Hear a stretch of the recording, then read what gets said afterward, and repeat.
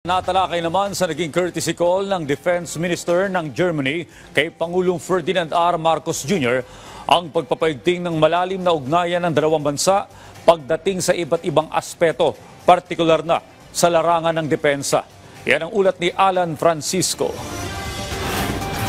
Binigyang diin ni Pangulong Ferdinand R. Marcos Jr. ang matagal ng pagkakaibigan ng Pilipinas at Germany at ang pagtutulungan sa maraming aspeto. Nangyari yan sa pagbisita ni German Federal Ministry of Defense, Boris Pistorius ngayong araw. Kasama ni Pistorius ang German Ambassador sa Pilipinas. Nagpasalamat si Pangulong Marcos sa Germany sa patuloy nitong suporta sa bansa. Nasa Pilipinas si Minister Pistorius para sa kanyang 3 araw na pagbisita. Ito ang unang pagbisita sa Pilipinas ng isang German Defense Minister. Bahagi ang pagbisitang ito ng kanyang pagpunta sa Indo-Pacific region. Una siyang nagtungo sa Hawaii bago nagpunta sa South Korea at dito sa Pilipinas. Nagpasalamat naman si Minister Pistorius kay Pangulong Marcos para sa mainit na pagtanggap sa Malacanang. Inilarawan niya ang pakikipagpulong sa mga Filipino officials bilang very trustful at very candid.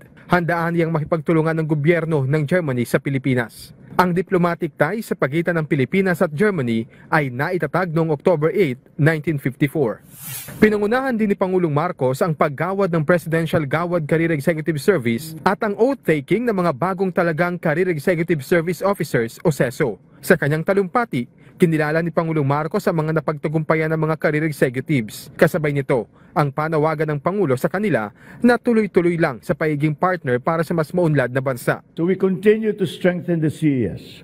This year, we were able to increase the CES occupancy rate from 44% to 50% from the previous years.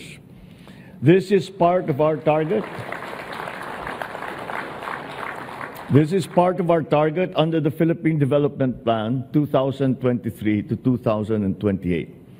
So to our newly appointed CESOs, as you join this esteemed group and reaffirm your duties to provide quality and faithful service to the people, I would like to remind you that you have also taken on the Herculean task of upholding the highest ethical standards in your career wherever it is that you are serving. Nanawagan din si President Marcos sa mga civil servants na tiyakin ang tuloy-tuloy na mga programa ng gobyerno, kasabay ng pakikayat niyang panatilihin ang pagiging makabayan, kagalingan, integridad at spirituality.